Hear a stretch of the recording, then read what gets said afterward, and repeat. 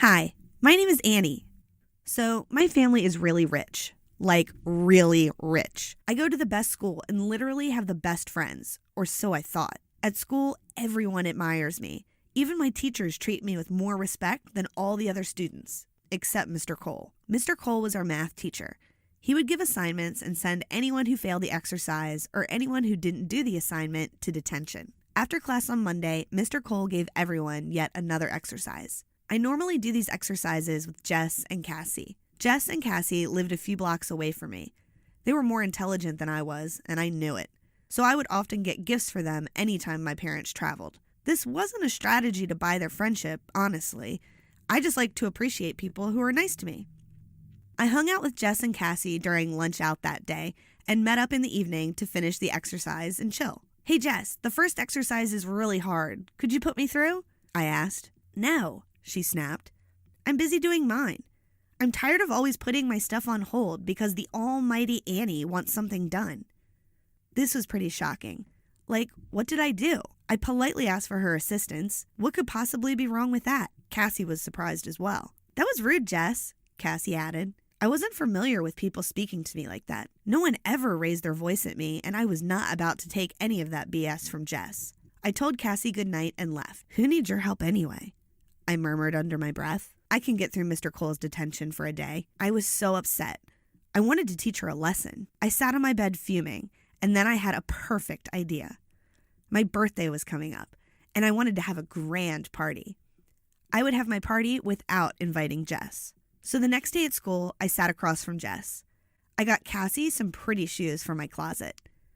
I wanted to make Jess feel bad for what she said. Just when I was about to give Jess the shoes, Mr. Cole walked into the classroom. I felt like someone just drenched me in cold water.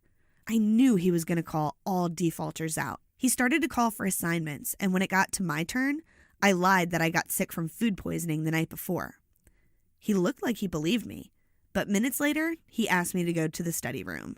Detention. I walked in stealthily. It was my first time there. I quickly scanned the room, and there were about 10 people. I walked up to Rebecca's seat. She was sitting with a couple of her friends. Hey guys, mind if I sit here? I didn't do Mr. Cole's exercise. Yeah, sure, the red hair replied. You can sit anywhere you like. We all know who you are. I laughed. What does that even mean? Rebecca smirked and replied, Your family is stupid rich and powerful. You can sit everywhere and anywhere you want. In fact, you can do anything you want in this school. And it would look much better if at least you don't act clueless about it. I was having a long day and wasn't in the mood to argue with Rebecca about something that absurd. I mean, I kind of understood where it was coming from. My family was rich indeed, and she must have been super jealous since hers aren't. Plus, my 16th birthday was coming up, and she was not invited, which must have made her even more jealous. The only thing on my mind at that moment was how shall I plan my birthday? I was so excited, and nothing was going to ruin my mood. The week ended really quick, and plans for my 16th birthday were on full speed. I was going to host the party at home in our magnificent mansion. The party was going to be the most talked about in the whole school. My 16th birthday bash at the residence of my famous family. I knew people called me rich, but now they would get to see what affluence was. I laid out my plans to my mom, and she was elated. It's going to be beautiful, my love, she said. I sent Cassie a text to let her know I was bringing invites to school. I copied Jess in the text and later deleted her contact. She had refused to apologize to me, and as long as she didn't apologize, she wasn't considered a friend. I sent out digital invites and posted invite stickers on the boards at school.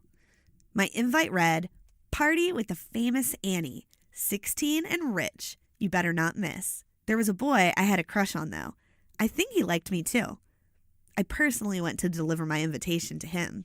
Hey, Josh, you know you can't miss my party, right? This Saturday. I want you there. Josh stared at the invite and smirked. What kind of an invite is this? 16 and rich? Really? You've got to be kidding me. I laughed over it. I mean, it was for jokes, and it wasn't even a lie.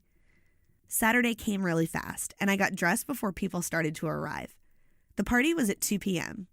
At 2 p.m., I called Cassie severally, but she didn't pick up. I started to get worried.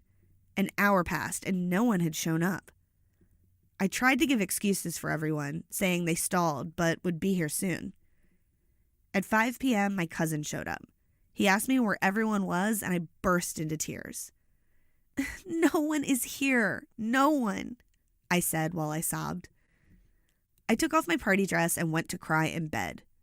I couldn't believe no one came. I was mad at Jess and Cassie. I blamed them for everything.